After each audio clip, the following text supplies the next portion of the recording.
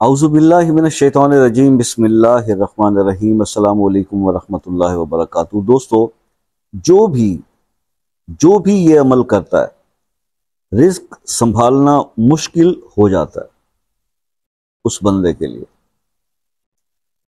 ایک ایسا بہترین عمل جو ہے وہ میں آج آپ کے ساتھ شیئر کروں گا، اور اس کے شیئر کرنے کی پھر وہی ریزن یہی ہے کہ جناب پبلک کی ڈیمانڈ ہے بھائی، رزق کے مسائل حل نہیں ہو پا رہے، بہت بہنوں کے میسیج آتے۔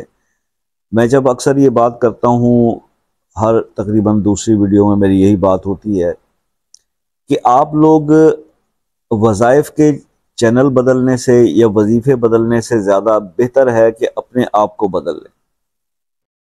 ہر انسان کو یہ پتہ ہوتا ہے کہ اس کے اندر کوالٹیز کیا ہیں اور اس کے اندر جو ہے وہ اس کے اندر کیا خامیاں کون سی ہیں۔ زندگی کے اندر بہت سارے انٹرویوز آپ نے دیے ہوں گے، تو اکثر انٹرویو پہلا کوسچن یہی ہوتا ہے آلموسٹ ہر بندے کا کہ اپنی کچھ 5 خوبیاں اور 5 خامیاں جو ہے وہ ڈسکس کریں۔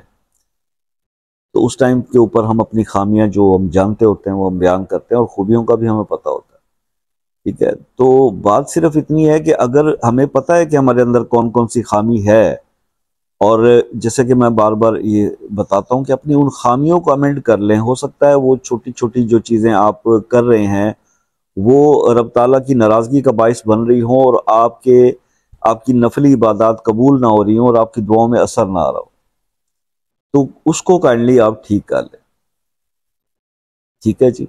تو جس طرح یہ بات ہوتی ہے، اب یہ ایک بہن نے کہا جی ہماری تو زندگی میں کوئی ہے ہی نہیں چیز، ہم تو نہ کسی سے زیادہ بات کرتے ہیں، بس عبادات کرتے ہیں، نوافل پڑھتے ہیں، یہ کرتے ہیں وہ کرتے ہیں، تو ہم کیا۔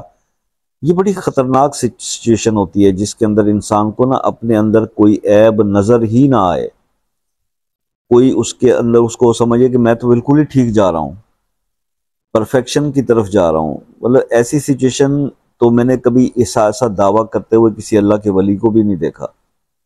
وہ بھی ہمیشہ یہی کہتے کہ ہمیں بہت خامیاں، ابھی بہت کوتاہی ہیں، بڑے داغ ہیں۔ تو اب آپ کا سب سے بڑا جو نیگیٹو پوائنٹ ہے وہ یہی بنتا ہے کہ آپ کو آپ کے اندر جو ہے وہ کوئی برائی نظر ہی نہیں آ رہی۔ بات یہ ہے کہ اللہ کی رحمت جس بندے پہ ہو جاتی ہے نا، تو وہ بالکل دنیا کی نظر میں پرفیکٹ بھی ہونا، اس کو اپنے اندر خامیاں نظر آنا شروع ہو جاتی ہیں۔ یہ اللہ کی رحمت کی پہلی نشانی ہے، انسان کو دوسروں کے نہیں اپنے عیب نظر آنا شروع ہو جاتے ہیں۔ اس سٹیج پر پہنچنے کی کوشش کریں تاکہ آپ کی دعاؤں کو قبولیت کا درجہ ملے اور آپ کے حالات بدل جائیں۔